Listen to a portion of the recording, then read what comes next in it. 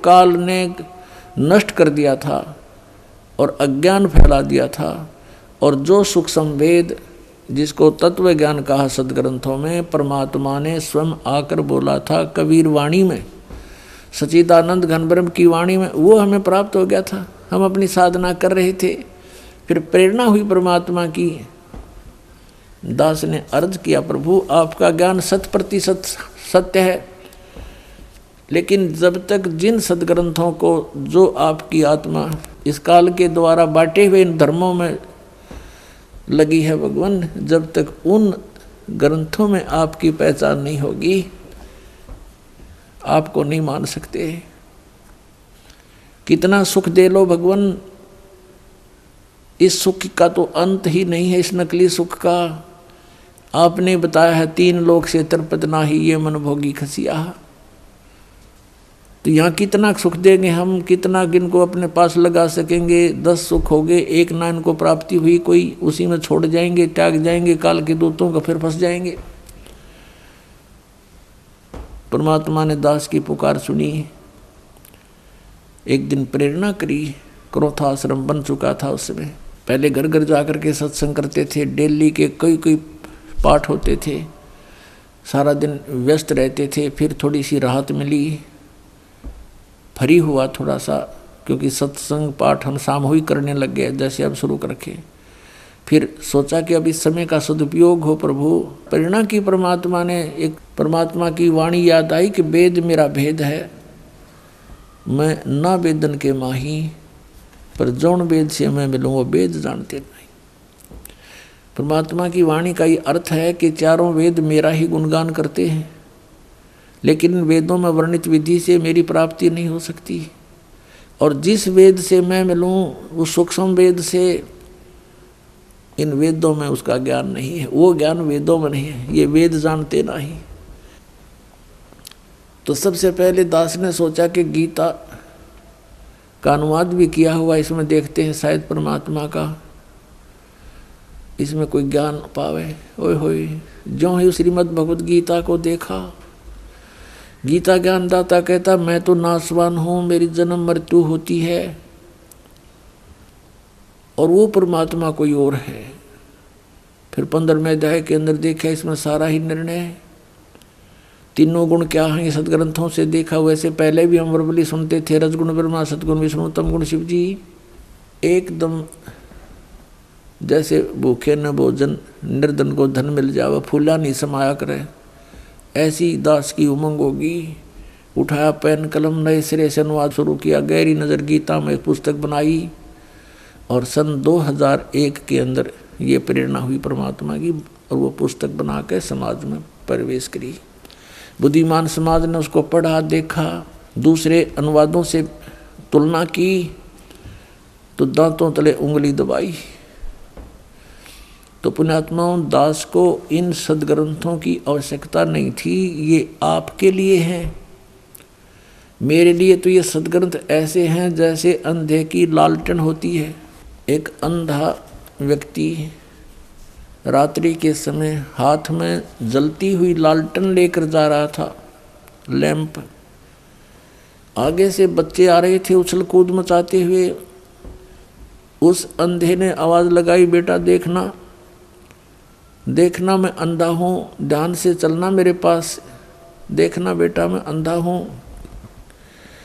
अब बच्चों ने देखा कि ये आदमी बतावे अंधा, और लालटेन किस लिए ले रखी है इसने, लैंप किस लिए ले रखा है। निकट आकर के कहने लगे, बाबा क्या सचमुच अंधे हो? आखा बेटा मैं अंधा हूँ। फिर लालटेन किस लिए ले रखा आपने? उस अंधे ने उत्तर दिया, तुम आँखों वालों के लिए, कहीं मेरे में टक्कर ना मार दो, बुढ़े आदमी ने घेर दो कि तुम आँखों वालों के लिए है कि मुझसे बाईपास हो जाओ, मुझे ना तंग करो, मैं गिर ना जाऊँ, मुझ में टक्कर ना मार दो, मुझे तो दिखता नहीं। तो कहने का भाव ये है पुण्यात्माओं, ये जो सदग्रंथ हैं प्रत्येक धर्म के, तो उन अनुयायियों के लिए वो शिरोधार्य हैं। और जो इन सदग्रंथों को भी नहीं मानते, जैसे राधा स्वामी पंथ वाले और धन धन सतगुरु पंथ वाले, जय गुरुदेव पंथ वाले, ये कहते हैं हमने वेदों और गीता की आवश्यकता नहीं। हमारा ज्ञान तो वेदों और गीता से आगे का है। हमारे तो परम धनी है, उन्हें जो वचन बोल दिए वो हमारे लिए सत्य हैं। उन्होंने तो अपने अनुभव से कहते राधा स्वामी धाम की खोज करी है, फिर अमेरिका खोज दिया और राधा स्वामी धाम। किसी भी सदग्रंथ के इतिहास में नहीं राधा स्वामी कोई लोक है। जो स्वयं सृष्टि रचनहार ने स्वयं बताया है कि सतलोक, अलखलोक, अगमलोक और एक अकैलोक, और ये के बताऊँ मेरा उस तो ऊपर साढ़ा राधा स्वामी लोक है। और वो राधा स्वामी लोक बताने वाला भूत बनकर अपनी शिष्या उस बुक्की में लौट रहा, और राधा स्वामी लोक उनका वह बुक्की बन गई। फिर इस शिवदयाल जी की शिष्या थी एक बुक्की नाम की लड़की, और उसकी मृत्यु के बाद राधा स्वामी उस शिवदयाल की मृत्यु के बाद वो शिवदयाल उसमें प्रेत बनकर आकर बोलने लग गया। उन्हीं के द्वारा लिखे हुए स्वामी जी महाराज के जीवन चरित्र में लिखा हुआ है। तो पुण्यात्मा जो ये कहते हैं कि हमने वेदों और गीता इनका आवश्यकता नहीं है अन्य सदग्रंथों की, तो वो तो कति नास्तिक होने के कागार पर खड़े हैं। अब राधा स्वामी पंथ, ये धन धन सतगुरु पंथ, जय गुरुदेव पंथ और जितने भी नकली पंथ हैं, इनके अनुयायी अब बेचारे दुख पा के लुट के पिट के हर तरह से आध्यात्मिक ज्ञान तो है ही नहीं, और जो भौतिक लाभ होना था वो भी नहीं हो सकता, क्योंकि उनकी वे ऑफ वर्शिप बिल्कुल शास्त्र विरुद्ध है। पांचों नाम काल के जानो, पांचों नाम काल के जानो, घट रामायण के 27 पृष्ठ पर दूसरे भाग में लिखे। और उनसे अलग एक छठा नाम है, राधि नाम है, सतनाम और आदि नाम, उनसे मोक्ष होगा, वो उनको ज्ञान नहीं। तो इस प्रकार जो अपने सदग्रंथों से परिचित हैं, सदग्रंथों से कितने परिचित हैं कि वो ये मानते हैं कि हमारे सदग्रंथ हमारे धर्म के, हमारे लिए पूज्य हैं, मान्य हैं, इनमें जो लिखा वो सत्य है। तो उन पुण्यात्माओं को समझाना भी 2 मिनट की बात है कि जैसे हम पहले लोकवेद सुना करते, दंत कथा, श्री ब्रह्मा जी, श्री विष्णु जी, श्री शिव जी, ये अजरो अमर है, इनके कोई माता पिता नहीं, सर्वेश्वर महेश्वर कालज्ञ मृत्युंजय, इनका कोई रचनहार नहीं, सर्वेश्वर है, ये था लोकवेद। और हम ये भी सुनते थे कि ये ज्ञान ये महापुरुषों ने सदग्रंथों को पढ़कर हमें सुनाया है, क्योंकि उस समय हम अपने सदग्रंथ नहीं पढ़ सकते थे। आज परमात्मा ने सबसे पहले तो हमारी आंखें बनवाई, यानी हमें ये ज्ञान दिया, अक्षर ज्ञान दिया। इस अक्षर ज्ञान के आधार से अब हम अपने सदग्रंथों को स्वयं देखेंगे, फिर हम किसी की लोक वेद पर आधारित नहीं रह सकते। तो वो धन्य है वो पुण्यात्मा जो अभी तक अपने सदग्रंथों में विश्वास लिए हुए हैं। और दुर्भाग्य उन व्यक्तियों का जो एक नया मजहब खड़ा कर दिया, जिन्होंने नया मार्ग बना दिया है, उन्होंने समाज को फिर से बांट दिया। ये जितने भी पंथ बने हुए हैं, ये राधा स्वामी पंथ के जितने भी भाग हो गए, जय गुरुदेव पंथ, सच्चा सौदा सिरसा पंथ, जगमालवाड़ी पंथ, जनोदम पंथ, इनके तंडरे ये काबली की कृषि जामगी सारे गए। अब ये कुछ दिनों में राजनीतिक स्टंट बन जाएंगे, अलग से मजहब बन जाएंगे। अगर ये मार्ग मालिक का ऊपर नहीं आया तो और कई भागों में मनुष्य समाज बट जाएगा। लेकिन अब मालिक का वो आदेश है कि सभी धर्म और सभी ये पंथ एक हो जाएंगे, इस ज्ञान के आधार से एक होंगे और पूरे विश्व में ये तत्व ज्ञान फैलेगा। सब प्यार से रहा करेंगे, ये माया की जो हवस है या बिल्कुल खत्म हो जाएगी, क्योंकि ज्ञान हो जाएगा।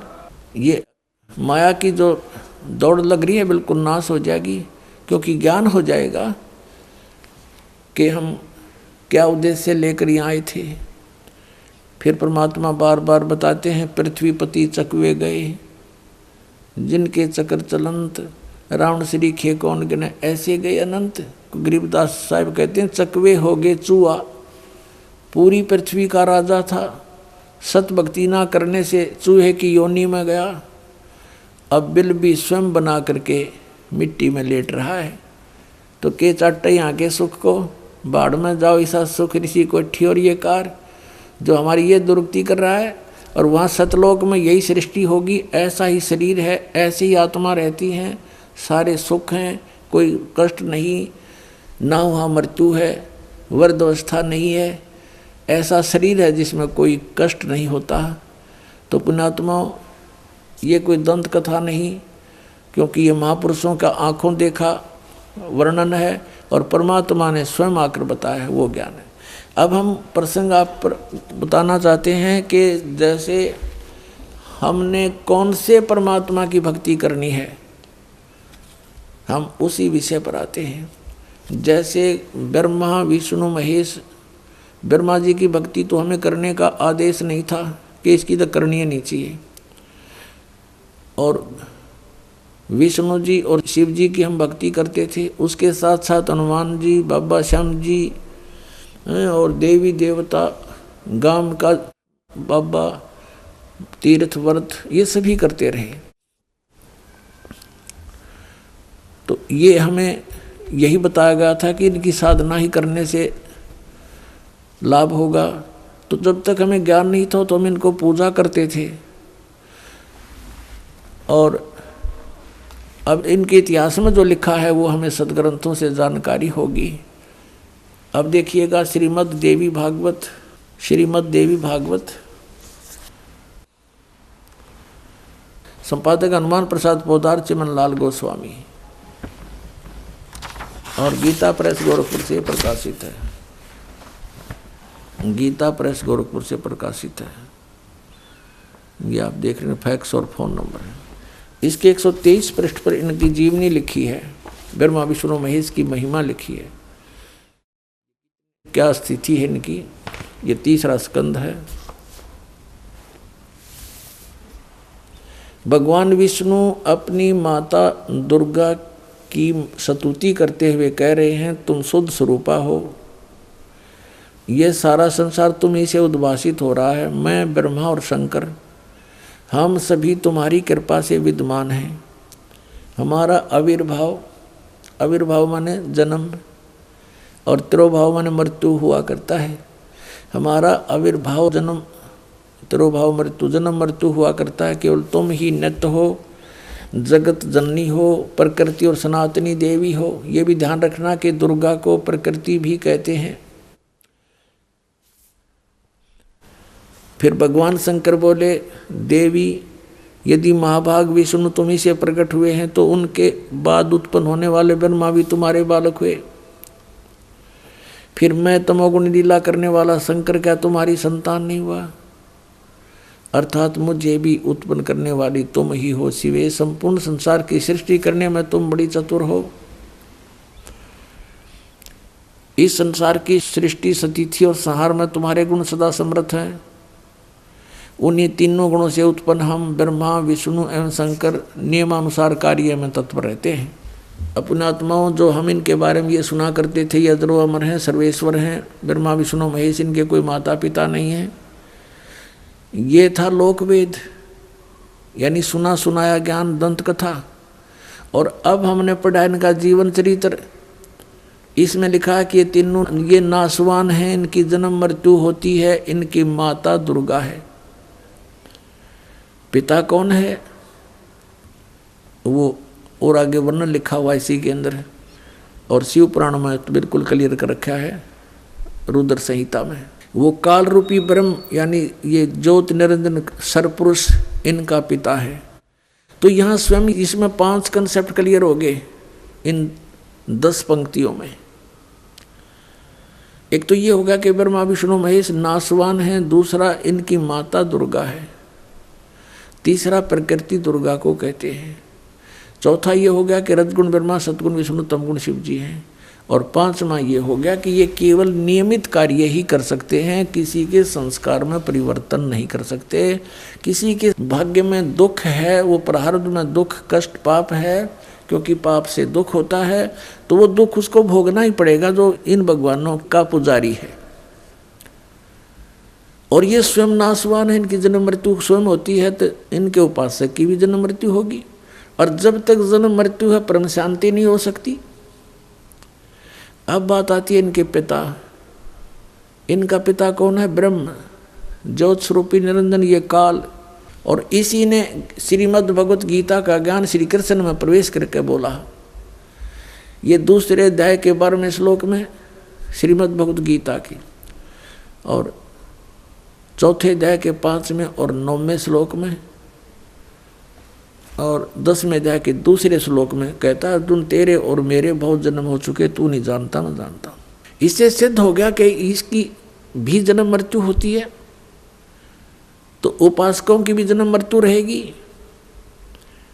इसलिए इसने 7वें अध्याय के 18वें श्लोक में कहा कि अर्जुन, ये ज्ञानी आत्मा जो मेरे तक सीमित है, इनको मैं पसंद हूँ, मैं अच्छा लगता हूँ, और मुझे ये भी अच्छे लगते हैं क्योंकि इन्होंने तीनों गुणों की पूजा त्याग कर मेरी साधना शुरू कर दी। उनसे तो अच्छा लाभ मेरे से मिलेगा, लेकिन मेरे वाली अनुत्तम गति में ही ये सचित रहे।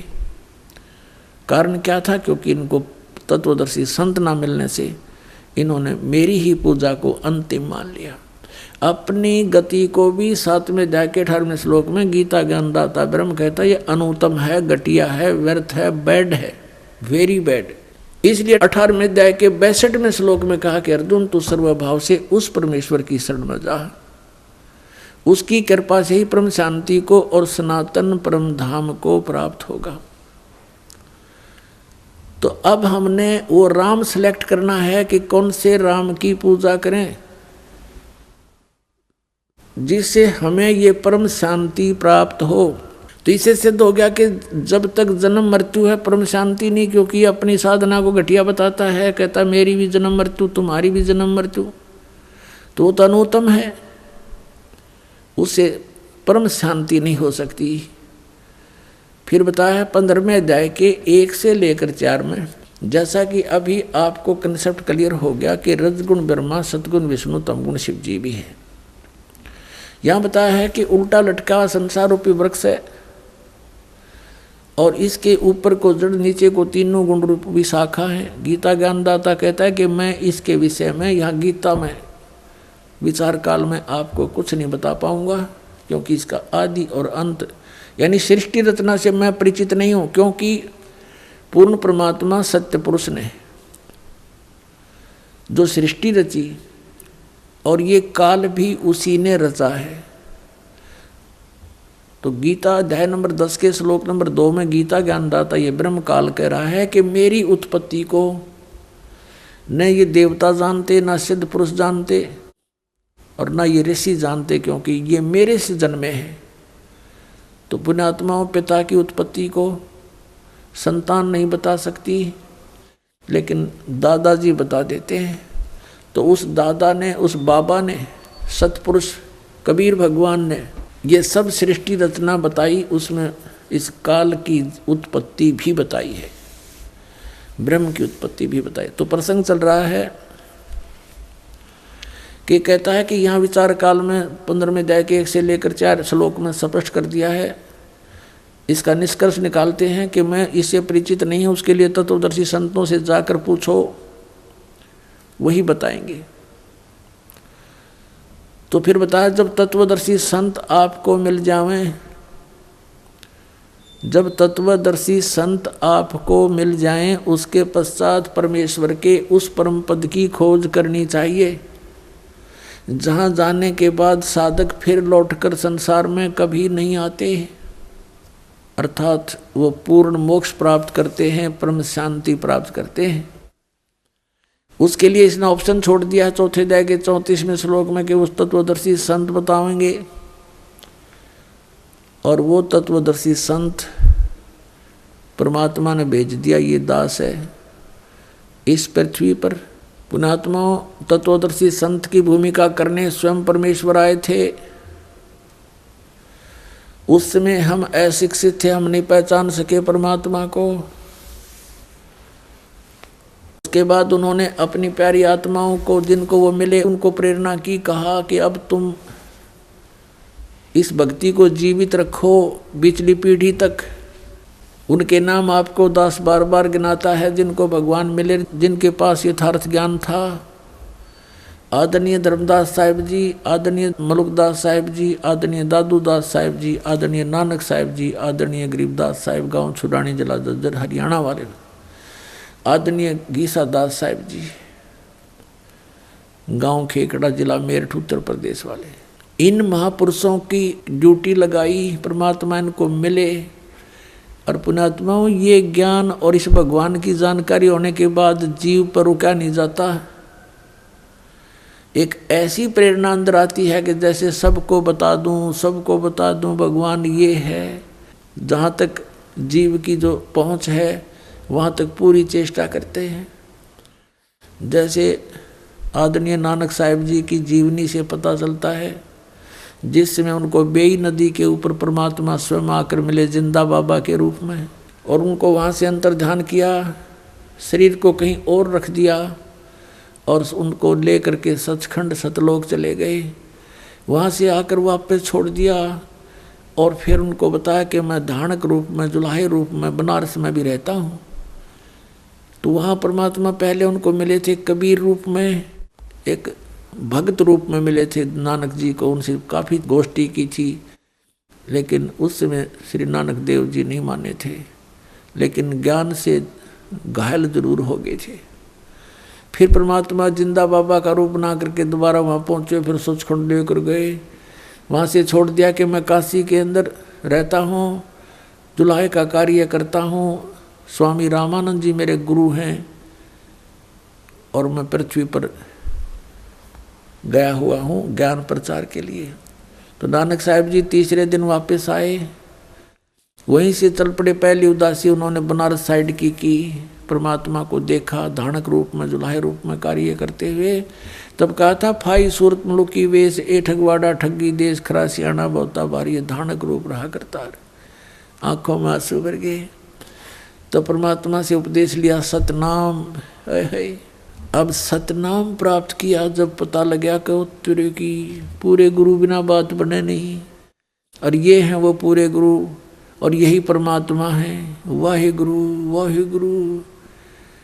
अब पुण्यात्माओं, आप तो बालक हो, आपको लाल दे रखा है दास ने सतनाम का, आपको इतना ज्ञान नहीं इसका कि कितनी कीमती चीज़ है, लेकिन वो महापुरुष थे, वो परिचित थे लाल की कीमत से कि सतनाम बिना मोक्ष नहीं हो सकता, और मोक्ष बिना इस जीवन का के बाढ़ में जाएंगे, इसका कोई यूज नहीं, मिट्टी है ये तो इस मनुष्य जीवन की सफलता को होते हुए देख करके नानक साहिब जी पुण्यात्मा थे वह। अब उनके खुशी का ठिकाना नहीं रहा। वाहे गुरु वाहे गुरु वाहे गुरु, सतनाम सतनाम वो तेरे की, यू है सतनाम। सारा ज्ञान से परिचित हो गए, भगवान से साक्षात्कार हो गया। फिर अगर मगर खत्म हो जाती है, जब भगवान मिल गए, ब्रह्मा विष्णु महेश की स्थिति बता दी कि इनका जन्म मृत्यु होता है, इनकी ये माता है ये पिता है, वो दिखाए परमात्मा ने। तब सचखंड में भगवान को देखा, फिर यहाँ देखा। वो तो एक अपनी प्यारी आत्माओं के साथ पल पल रहते हैं, फिर जब एक बार उनसे संपर्क में आ जाते हैं, फिर कहा था वाहे गुरु सतनाम, वाहे गुरु सतनाम, वाहे गुरु। अब परमात्मा ने उनको कसम दिला दी थी, प्रतिज्ञा दिला दी थी इन महापुरुषों को जिनको वो मिले थे। ये सतनाम दिया था कि कसम है तुमको, आप जाप करो लेकिन किसी को आगे मत बताना। ये मंत्र 2 अक्षर का है, जिसमें एक ओम मंत्र है और दूसरा तत्व है जो सांकेतिक है। इनको कसम दिला दी थी, धर्मदास मेरी लाख दुहाई, ये मूल ज्ञान की तो बाहर न जाइए। ये मूल ज्ञान के अंदर ये सतनाम और सारनाम दोनों आते हैं, और पूरा ज्ञान आता है जातम। फिर आखिर में ये कहा है कि धर्मदास मोरी लाख दुहाई, ये सार शब्द की तो बाहर न जाइए। परमात्मा कहते हैं कि सोहम शब्द हम जग में लाए और सार शब्द हमने गुप्त छिपाए। सार शब्द का तो अब तक किसी को भनक भी नहीं लगने दी भगवान ने, लेकिन सतनाम का उन महापुरुषों के द्वारा प्रकाश अवश्य करा दिया था। लेकिन उनको मना कर दिया था कि अभी किसी को प्रदान मत करना। और पुण्यात्माओं, जैसे वाहिगुरु जो किया नानक साहिब ने, वो किसको देख कर किया? कबीर परमेश्वर को देख कर किया। उस परम अक्षर पुरुष सतपुरुष को देख करके जो वाहिगुरु के, ये तो भगवान भी और गुरु भी और यहाँ दानक रूप में ये वही बैठा। तो जब उनकी वाहेगुरु जो कसक है, वाहेगुरु, तो ये किसकी तरफ थी? परमात्मा परमअक्षर ब्रह्म यानी सत्य पुरुष की तरफ, सतपुरुष की तरफ थी। अब जैसे नानक साहब जी ने ये नाम किसी पूरे सिख समाज को नहीं दिया, ये महापुरुष थे, ये किसी की उसमें अपनी जो राग द्वेष में नहीं आए, राग में नहीं बहे कि इन बच्चों का क्या होगा अगर मैंने सतनाम नहीं दिया तो काल के मुंह में जाएंगे। नहीं, परमात्मा ने उनको कह दिया था कि तुम अभी तक इनको 5 नाम दो, प्रथम 5 नाम जो आपको देते हैं दास, और ये नाम मत देना भी। और जैसे धर्म पुण्य ये करते रहेंगे तो इन, और ये वाहेगुरु, वाहेगुरु इसे मोक्ष नहीं हो सकता, जन्म मृत्यु बनी रहेगी, लेकिन इन सब क्रियाओं से मनुष्य शरीर मिलता रहेगा इनको। तो इस भक्ति को जीवित रखने के लिए इन महापुरुषों से प्रयत्न कराया। नानक साहिब जी की जीवनी देखो, उसमें बाई बाले वाली जन्म साखी में कहाँ कहाँ गए, सिद्धों की आंखें खोलने की चेष्टा की, लेकिन वो मान बड़ाई के भूखे थे, वो फेल भी हो जाते थे नानक साहिब जी के सामने की तत्व ज्ञान के आगे, लेकिन हार स्वीकार नहीं करते थे। सब जगह चेष्टा की समझाने की, लेकिन ऑल इन वेन, व्यर्थ रही, क्योंकि हम शिक्षित नहीं थे। तो कहने का भाव ये है कि उस महापुरुषों ने उन ऐसी क्रियाएं देंगे कि अभी तक हम उनको पढ़ पढ़कर मनुष्य जीवन प्राप्त करते रहे, और हमें कुछ थोड़ा आध्यात्मिक जैसे यज्ञ का लाभ होता है वो भौतिक लाभ होता रहा, हमारी आस्था भगवान में बनी रही। अब वो पूरे सिख समाज में इवन जो नीचे के 10-9 गुरु थे उनको भी सतनाम प्राप्त नहीं था, और सतनाम बिना मोक्ष नहीं। तो क्या बताया कि वाहेगुरु इन मंत्रों के जाप करने से इन अपनी यानी अनुयायियों को इतना सहारा मिलता रहा कि वो मनुष्य जीवन प्राप्त करते रहे, और आस्था भगवान में बनी रही, क्योंकि भक्तों के घर में जन्म होते रहे, और एक परंपरा चल पड़ी, भगवान के भंडारे करवाते हैं, वाणी का पाठ करवाते रहे। तो इस करके ये अभी तक ये प्राइम टाइम है, यहाँ तक लाने थे परमात्मा ने, और ये भी ये सतनाम दे देंगे सबको। अब समय आ गया और सारे पार हो जाएंगे, इसमें क्या दिक्कत है।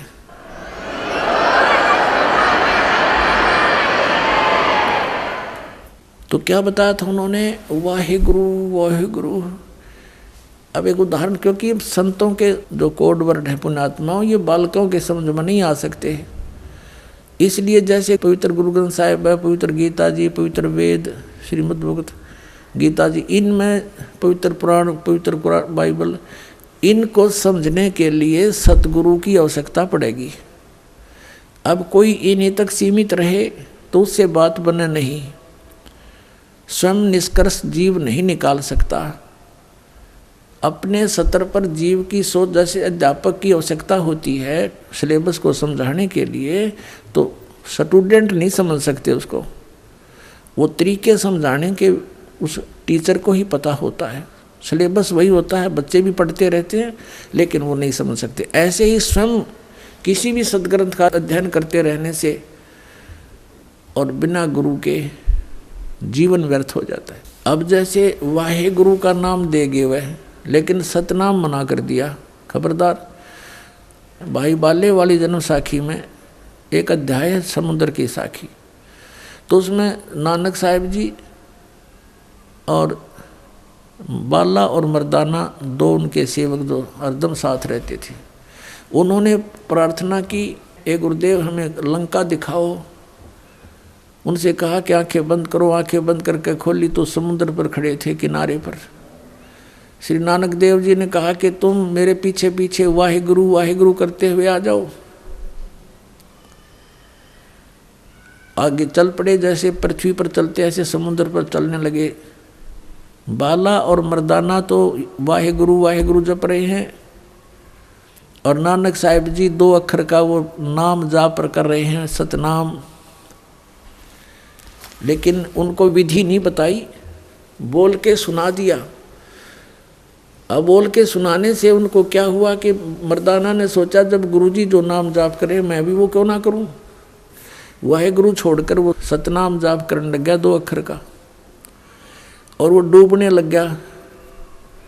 तब नानक साहब जी ने कहा कि मर्दाना तू वो जाप कर वाहेगुरु जो मैंने व्याख्या है, मेरी नकल मत कर। गुरु की नकल नहीं करनी चाहिए, गुरु जी की करने की तरफ नहीं देखा है, वचन पर डटना शिष्य का कर्तव्य होता है।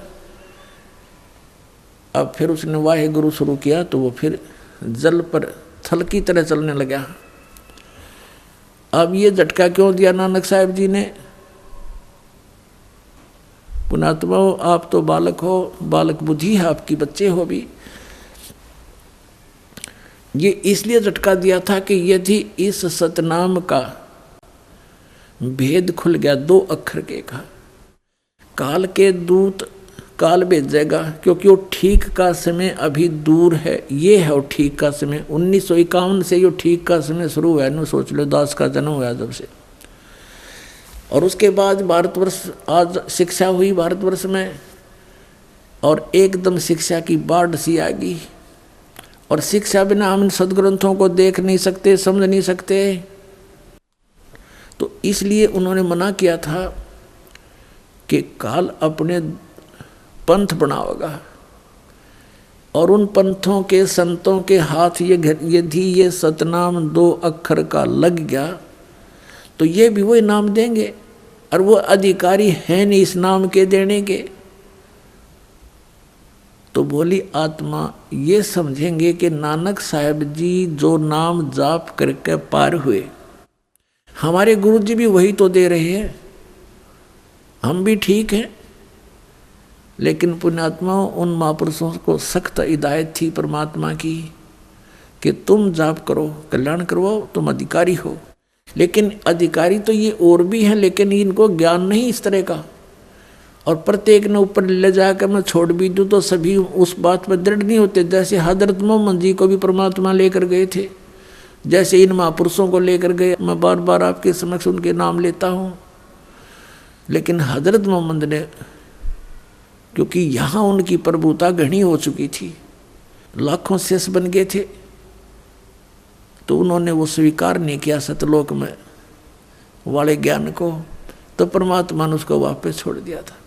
और कहते हैं हम मोहम्मद को वहाँ ले गयो सतलोक में, और इच्छा रूपी वहाँ नहीं रहो। उल्ट मोहम्मद महल पठाया, गुज बीरज एक कलमा लाया, रोजा बंग नमाज दे रे, बिस्मिल की नहीं बात कही रे। अब जैसे तुम बिस्मिल करते हो, ये हजरत मोहम्मद का आदेश नहीं है। उन्होंने केवल रोजा, बंग और नमाज, ये 3 चीज दी थी आपको। बिस्मिल की नहीं बात कही रे।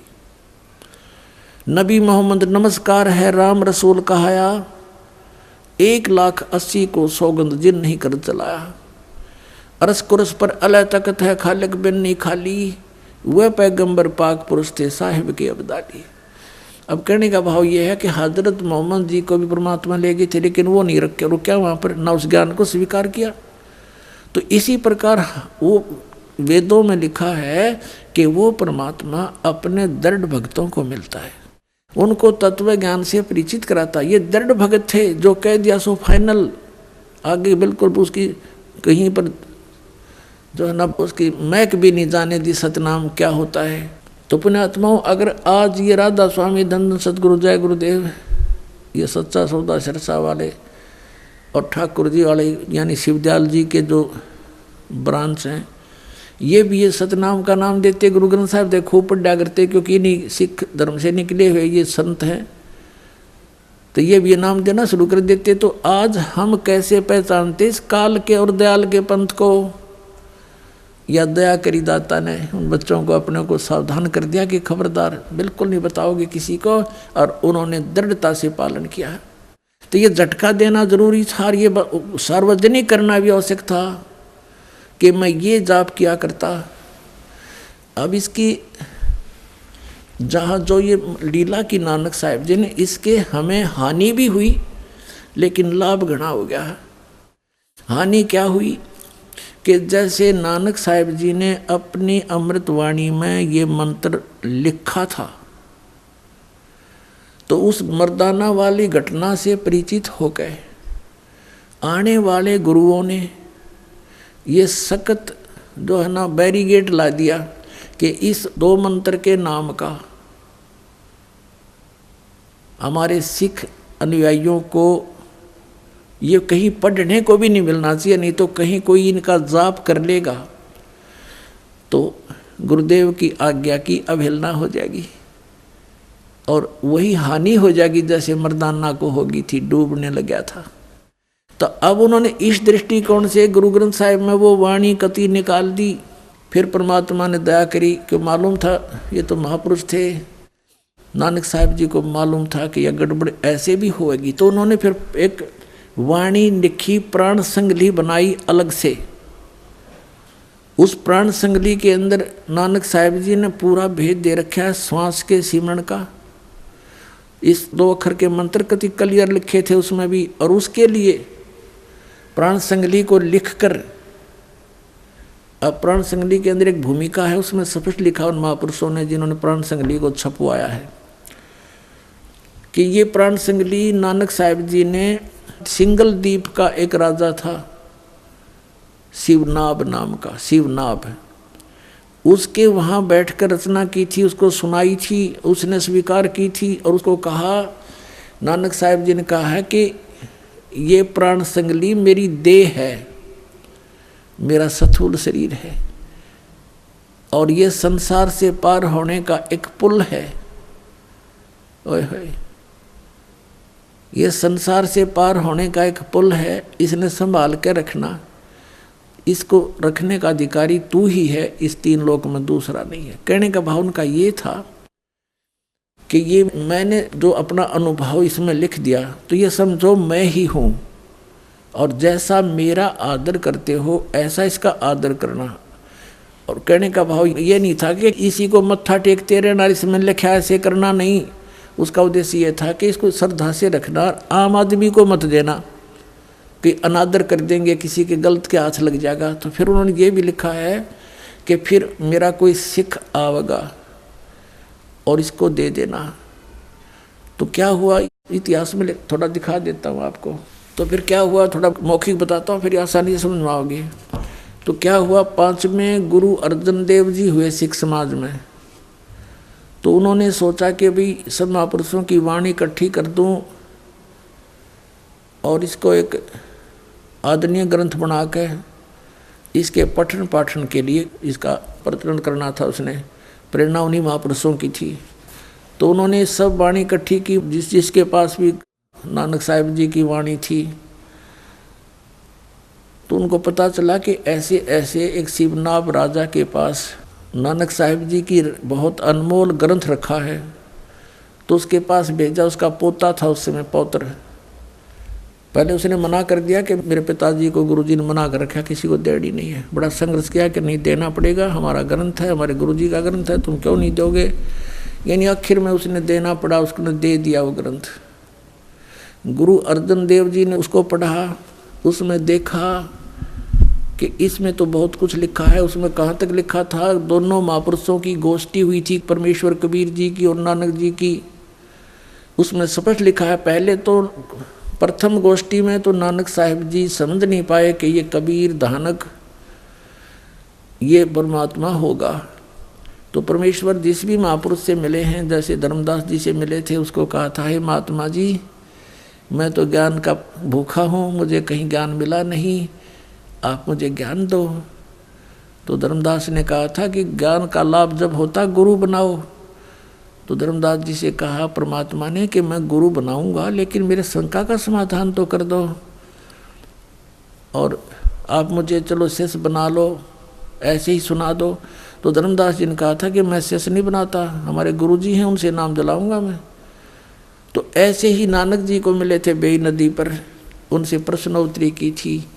नानक साहिब जी ने भी यही कहा था कि गुरु बिन मोक्ष नहीं होता, आप गुरु बनाओ। परमात्मा ने कहा ठीक है, आपसे बड़ा कौन गुरु हो सकता है मेरा, मैं आपको गुरु बनाता हूँ, मुझे ज्ञान बताओ, मेरे प्रश्नों का उत्तर दो, समाधान करो। तो ये प्रश्नोत्तरी हुई थी। तो परमात्मा ने उनसे प्रश्न किया था, क्योंकि नानक साहिब जी का जन्म पवित्र हिंदू धर्म में हुआ था। कालूराम मेहता खत्री ये इनके पूज्य पिताजी थे। और नानक साहिब जी को एक ब्रजलाल नाम के पांडा पढ़ाने आया करता था, गीता पढ़ाता था ब्राह्मण। और श्री कृष्ण जी और विष्णु जी को, शंकर भगवान को ये अपना प्रिय इष्ट मानते थे, गीता जी को सही मानते थे। तो गीता जी के अंदर प्रमाण बताए पर नानक साहिब जी को कबीर साहब ने कि ऐसे ऐसे लिखा है। वो तो कहता मेरा जन्म मृत्यु होती है, वो सारी रेफरेंस दिए उसको। तो नानक साहिब जी उस समय नहीं माने थे, लेकिन घायल हो गए थे, जख्मी हो गए थे कि ज्ञान सच्चा है। और अब के जब वो संत आ जावे तो मैं बात करूं उनसे, दूसरी रूप में परमात्मा फिर जिंदा बाबा के रूप में गए थे और फिर उनको सचखंड लेकर आए थे, सचखंड वापस छोड़ा था। अब कहने का भाव ये है कि इस प्राण संगली के अंदर पूरा विवरण था कि नानक साहिब जी ने कबीर परमेश्वर जी को अपना गुरु स्वीकार किया हुआ था। पहले तो क्या देखा अर्जुन देव जी ने कि इसमें तो सारा वो क्लियर लिख रखा है कि कबीर जी इनके गुरु थे। फिर क्लियर लिख रखा है ये मंत्र 2 अक्षर का मंत्र जो बिल्कुल नानक साहब ने मना कर रखा है। तो उसको उन्होंने उस प्राण संगली को, जिसको नानक साहब जी कह रहे थे मेरा शरीर है, मुझे समझ लो, अगर किसी को नष्ट कर दिया तो मुझे नष्ट कर दिया तुमने। लेकिन उस आज्ञा को देखते हुए कि जो इंसिडेंट मर्दाना के साथ हुआ था कि उसने सतनाम के 2 अक्षर का नाम जाप कर दिया था, शुरू कर दिया था और वो डूब गया था। गुरुदेव ने मना कर दिया था कि तूने ये जाप नहीं करना, तो कहीं ये आज्ञा केवल ना हो जाए। इसमें तो सब कुछ लिखा, इसलिए उस ग्रंथ को, प्राण संगली को जल प्रवाह कर दिया एज इट इज। एक साधु था, एक भगत था, उसने प्रार्थना की महाराज इतना अनमोल ग्रंथ है, मुझे दे दो, मैं अलग रख लूँगा, किसी को नहीं बताऊँगा। तब उस प्रार्थना को स्वीकार करके कह दिया ले जा, निकाल ले जा इसको तू। वो निकाल लिया। देख दया दाता की, काल ने कहाँ तक आड़ कर दी थी, कहाँ तक बात बिगाड़ दी थी।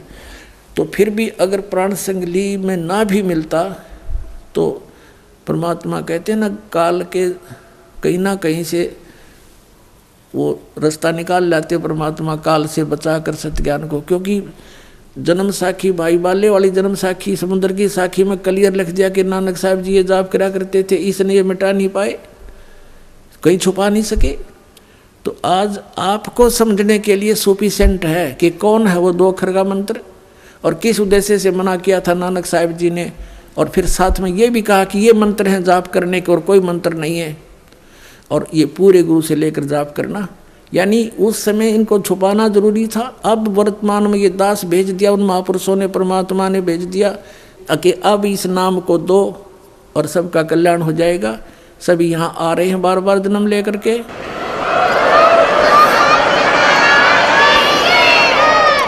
अब दिखाता हूँ आपको इतिहास ये प्राण संगली के साथ कैसा हुआ।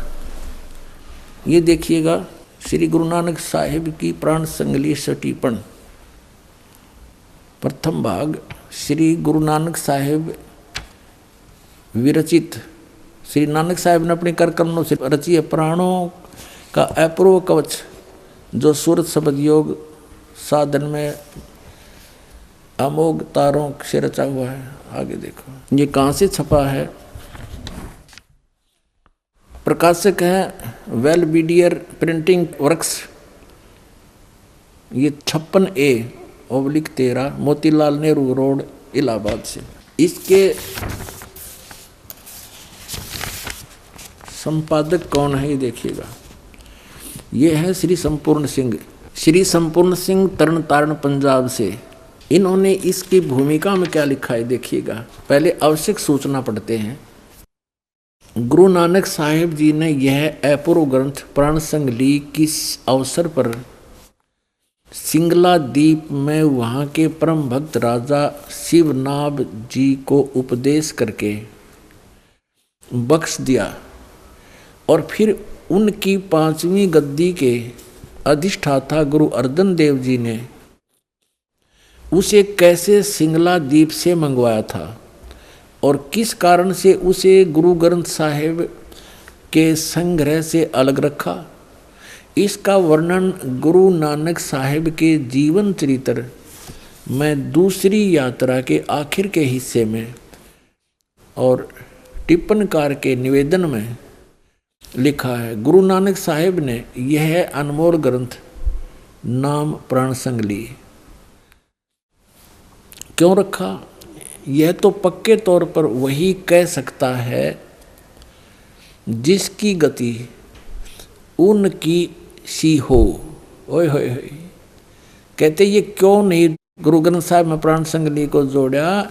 इसके विषय में तो वो ही बता सकता है जिसकी गति उनकी सी हो, यानी नानक साहिब जैसे महापुरुष होंगे वही बता सकेंगे कि किस कारण से प्राण संगली को गुरु ग्रंथ साहिब मना लिया।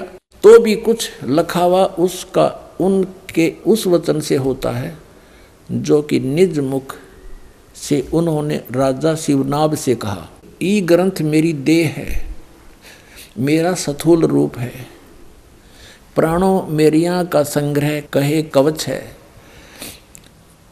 जगत समुद्र का ई पुल है, जगत से पार करने का इसके अंदर जो मार्ग लिखा है वो समझो पुल है। ई प्राण संगली मैं तैनू बख्शी है, ये ई अजर वस्तु है, सोते ही जरी है, यानी तू इसके योग्य है, तूने विश्वास किया इसके ऊपर। ई प्राण संगली अमृत प्रवाह है और तेरे ही मुख विखे प्रवेश हुई है, होर तिन लोकां विच इस वस्तु ਨੂੰ संभालता कोई नहीं, ताते प्राणों विखे प्राण संगली रखनी। इस वचन से स्पष्ट होता है कि यह ग्रंथ प्राणों का संग्रह रूप है। ये टिप्पणी करने वाला जो विवेचन करता है वो अपनी सोच बता रहा है। संभव है कि इसको गुरु ग्रंथ साहिब की जिल्द में शामिल न करने की वजह यही हो कि गुरु अर्जन देव जी ने समय अनुसार इसे हरेक छोटे बड़े की दृष्टि में लाना